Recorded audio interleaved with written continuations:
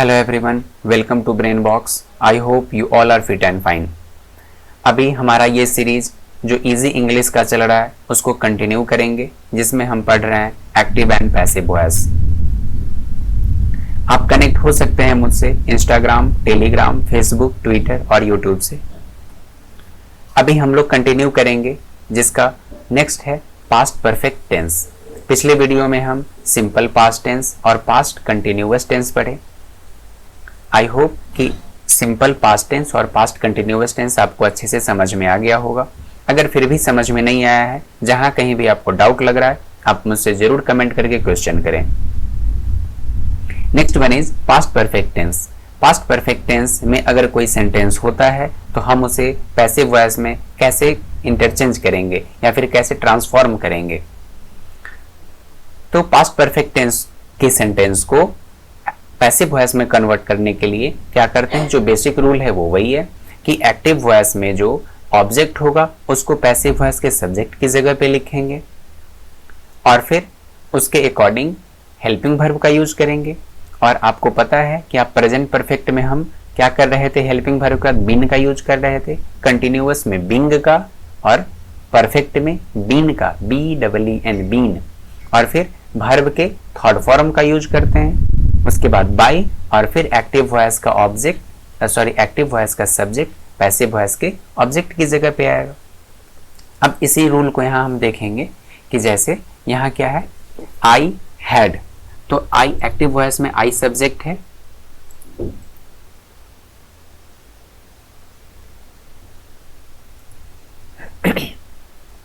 Active voice में I subject है, तो आई, और ऑब्जेक्ट क्या है, द लेटर।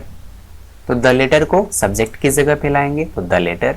द लेटर के अकॉर्डिंग बहुत इजी है ये कि हैड का यूज करना है, तो हैड तो ऑलरेडी आप सबके साथ यूज कर सकते हैं, तो द लेटर हैड।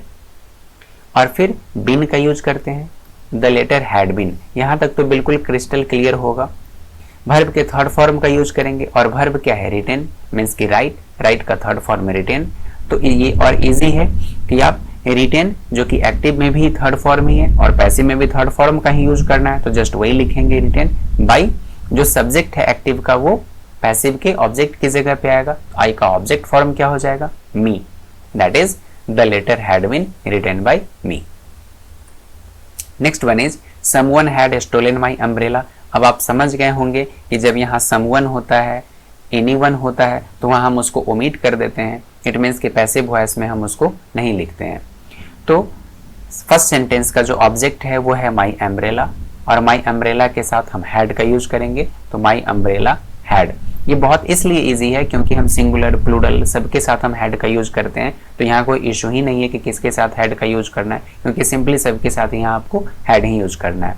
और परफेक्ट टेंस है तो यहाँ बीन का यूज करते हैं, तो my umbrella had been stolen, क्योंकि स्टील का थर्ड फॉर्म होता है स्टोलन, और परफेक्ट में ऑलरेडी फर्स्ट सेंटेंस में भी थर्ड फॉर्म ही यूज होता है, तो स्टोलन का यूज करेंगे, means that is my umbrella had been stolen. और आपको पता है कि हम समवन, एवरीवन, ये सब जब हम एक्टिव टू पैसिव कन्वर्ट करते हैं या फिर इंटरचेंज करते हैं, तो फिर हम समवन, एवरीवन इस सब को ओमिट कर देते हैं सेंटेंस से, दैट इज इट मीन्स की हटा देते हैं।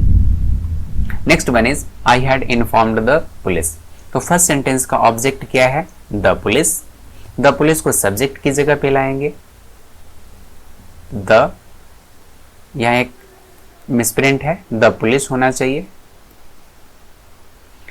इसके साथ हैड का यूज करेंगे, और परफेक्ट है तो बीन का यूज करते हैं, the police had been informed. तो ऑलरेडी ये थर्ड फॉर्म में है, तो इन्फॉर्म्ड बाय। और फर्स्ट सेंटेंस में क्या है, आई है सब्जेक्ट की जगह पे, तो ये पैसिव में ऑब्जेक्ट की जगह पे आएगा, तो आई का ऑब्जेक्ट में क्या हो जाएगा, फॉर्म, ऑब्जेक्ट फॉर्म में आई का क्या लिखेंगे, मी, तो that is the police had been informed by me. Next है, अभी हम लोग पास्ट टेंस का कंप्लीट कर लिए हैं, जो कि आप पिछले वीडियो में पढ़ चुके थे, सिंपल पास्ट टेंस, फिर पास्ट कंटिन्यूअस टेंस, और अभी हमने क्या देखा, पास्ट परफेक्ट टेंस। अभी हम लोग फ्यूचर को ही कंप्लीट करेंगे, क्यों, क्योंकि फ्यूचर में हम दो ही चीजों को, दो ही टेंस पढ़ेंगे। जैसे हम लोग प्रेजेंट परफेक्ट कंटिन्यूअस का अनकॉमन है इंग्लिश में active to passive, past perfect का अनकॉमन है, उसका हम लोग उतना ज़्यादा यूज नहीं करते हैं इंग्लिश ग्रामर में। इसी तरह से सिंपल फ्यूचर टेंस में क्या क्या पढ़ेंगे? फ्यूचर टेंस में सिंपल फ्यूचर टेंस पढ़ेंगे, फ्यूचर कंटिन्यूअस नहीं पढ़ेंगे, इसके बाद फिर फ्यूचर परफेक्ट पढ़ेंगे और फिर फ्यूचर परफेक्ट कंटिन्यूअस भी नहीं पढ़ेंगे। क्यों? क्योंकि फ्यूचर कंटिन्यूअस और फ्यूचर परफेक्ट कंटिन्यूअस दोनों का यूजेज इंग्लिश ग्रामर के अकॉर्डिंग अनकॉमन है। आप एक्टिव टू पैसिव तो कर सकते हैं पर वो अनकॉमन है, इसलिए उसका डे टू डे लाइफ में कोई यूजेज नहीं है और इंग्लिश ग्रामर के अकॉर्डिंग वो अनकॉमन है, इसीलिए हम वो नहीं पढ़ेंगे। तो आइए देखते हैं सिंपल फ्यूचर टेंस। और सिंपल फ्यूचर टेंस का स्ट्रक्चर पता है, subject plus shell will plus verb plus object. तो यहाँ क्या है? आई शैल, आई के साथ शैल का यूज करते हैं, फर्स्ट पर्सन है इसीलिए आई शैल हेल्प यू। तो आप इजिली समझ सकते हैं, रिकॉग्नाइज कर सकते हैं कि ये सिंपल फ्यूचर टेंस है।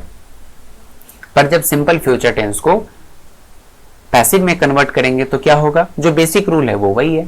तो फर्स्ट सेंटेंस में जो ऑब्जेक्ट है उसको सब्जेक्ट की जगह पे लाएंगे, तो यू को सब्जेक्ट की जगह पे लाएंगे, यू के साथ विल का यूज करते हैं और इसके साथ बी का यूज करेंगे। बी तो सभी सेंटेंस में यूज करेंगे, तो यू विल बी। और हेल्प का थर्ड फॉर्म हेल्प्ड बाय, और क्या है? फर्स्ट सेंटेंस में सब्जेक्ट आई, तो आई को ऑब्जेक्ट फॉर्म में लिखेंगे तो me, you will be helped by me. इसके सिंपल फ्यूचर टेंस में जो सेंटेंस होगा उसको अगर हम जब भी पैसिव में कन्वर्ट करेंगे तो हेल्पिंग वर्ब के बाद बी का यूज करेंगे। Okay, next one is people will forget it. तो फर्स्ट सेंटेंस में इट है ऑब्जेक्ट की जगह पे, इसको सब्जेक्ट की जगह पे लाएंगे, तो इट के साथ विल का यूज करते हैं। क्यों? क्योंकि फर्स्ट पर्सन के साथ सेल का यूज करते हैं और फिर फर्स्ट पर्सन के अलावा मीन्स की आई वी के साथ सेल का, इसके अलावा जो भी प्रोनाउन होगा सबके साथ विल का यूज करेंगे। और हेल्पिंग वर्ब के बाद सिंपल फ्यूचर टेंस में बी का यूज करते हैं, तो it will be forget, forget का थर्ड फॉर्म फॉरगॉटन। और पीपल को हम एम्फेसाइज नहीं करते हैं, ठीक है, तो it will be forgotten. We shall discuss the matter tomorrow. तो ऑब्जेक्ट क्या है? द मैटर, द मैटर को सब्जेक्ट की जगह पे लिखेंगे, तो द मैटर के साथ विल का यूज करते हैं और फिर हेल्पिंग वर्ब के बाद बी का यूज करते हैं, तो the matter will B. Verb का थर्ड फॉर्म का यूज करेंगे, तो वर्ब है डिस्कस, डिस्कस का third form discussed tomorrow. Bye us भी कर सकते हैं पर बाय अस की कोई जरूरत ही नहीं है सेंटेंस में, इसीलिए हम एम्फेसाइज किसको करना है? पैसिव वॉइस में हम ऑब्जेक्ट को एम्फेसाइज करते हैं और ऑब्जेक्ट क्या है? द मैटर, तो द मैटर को एम्फेसाइज कर रहे हैं। The matter will be discussed tomorrow. Next one is no one will solve your problem. Object क्या है? Your problem. अब योर प्रॉब्लम को सब्जेक्ट की जगह पे लाएंगे, तो योर प्रॉब्लम के साथ विल का यूज करते हैं, विल। नो वन मीन्स की नेगेटिव सेंटेंस है, नॉट का यूज करेंगे, not be. Your problem will not be solve, solve का थर्ड फॉर्म सॉल्व, तो your problem will not be solve. Next one is we will execute all the orders promptly. First sentence में object क्या है? All the orders, all the orders को subject की जगह पे लाएंगे, ऑल द ऑर्डर्स के साथ विल का यूज करते हैं और फिर बी का यूज करते हैं हेल्पिंग वर्ब के बाद। All the orders will be promptly executed, execute का third form executed. By us भी लिख सकते हैं पर वो नहीं लिखेंगे क्योंकि वो इस सेंटेंस में एज ए सुपरफ्लुअस होगा, मीन्स की सुपरफ्लुअस मीन्स की उसकी सेंटेंस में कोई जरूरत नहीं है। Next one is I shall have written the book. अभी हम लोग फ्यूचर परफेक्ट टेंस को पढ़ेंगे। क्यों? क्योंकि पहले ही हम लोग डिस्कस कर चुके हैं कि फ्यूचर कंटिन्यूअस टेंस अनकॉमन है, तो हम लोग ये लास्ट पढ़ेंगे फ्यूचर परफेक्ट टेंस। इसमें भी हम बीन का यूज करेंगे, it means shall have been, will have been का। तो आप फ्यूचर परफेक्ट टेंस का स्ट्रक्चर समझ रहे होंगे। I shall have written the book, तो ऑब्जेक्ट क्या है? द बुक है, द बुक को सब्जेक्ट की जगह पे लाएंगे, तो द बुक के साथ विल का यूज करते हैं। और फ्यूचर परफेक्ट है तो इसमें क्या यूज करेंगे? शैल हैव, क्योंकि आप सेंटेंस में देख सकते हैं शैल हैव का यूज हुआ है, इसमें भी शैल हैव विल हैव का यूज करेंगे, तो द बुक के साथ विल हैव का यूज करेंगे। और बिन का यूज करते हैं, आप प्रेजेंट परफेक्ट में भी बिन का यूज किए थे, पास्ट परफेक्ट में भी बिन का यूज किए थे और फ्यूचर परफेक्ट में भी बिन का यूज करेंगे। हेल्पिंग वर्ब के बाद और फिर वर्ब के थर्ड फॉर्म का तो ऑलरेडी हम यूज कर चुके हैं एक्टिव में भी, तो रिटेन बाय मी। मी क्यों? क्योंकि फर्स्ट सेंटेंस का जो सब्जेक्ट है वो आई है, आई का ऑब्जेक्ट फॉर्म में लिखेंगे तो मी होगा। That is the book will have been written by me. Next one is they will have informed us. तो अस का सब्जेक्ट के फॉर्म में हम अस को क्या लिखेंगे? तो वी के साथ हम शैल का यूज करते हैं। शैल के बाद शैल के साथ हम क्या यूज करेंगे? We shall have been. और इन्फॉर्म्ड ऑलरेडी है इन्फॉर्म्ड। बाय देम क्यों नहीं लिखेंगे? ये सब हम ऑलरेडी डिस्कस कर चुके हैं पहले। हम एम्फेसाइज करते हैं ऑब्जेक्ट को पैसिव फॉर्म में, इसीलिए हम देम का यूज नहीं करेंगे। तो that is we shall have been informed. Next one is they will have discussed the matter. The matter को सब्जेक्ट की जगह पे लाएंगे। द मैटर के साथ क्या यूज करते हैं? विल। इसके बाद हैव बीन का यूज करेंगे, जैसे shall have been, will have been, तो यहाँ द मैटर के साथ विल का तो यूज करेंगे, इसके बाद हैव बीन का यूज करेंगे। और डिस्कस्ड ऑलरेडी है थर्ड फॉर्म, तो डिस्कस्ड। बाय देम भी कर सकते थे पर नहीं करेंगे, पिछले सेंटेंस में भी आपको एक्सप्लेन हम कर चुके हैं। तो आप अगर ये वीडियो अच्छे से समझ में आ गया होगा ये सारे रूल्स, तो आप इस होम असाइनमेंट को जरूर करें, जो कि पिछले जो भी हम पढ़ाए हैं एक्टिव टू पैसिव जो कि टेंस पे बेस्ड है, तो उसी पे बेस्ड ये होम असाइनमेंट है, आप इसे जरूर करें।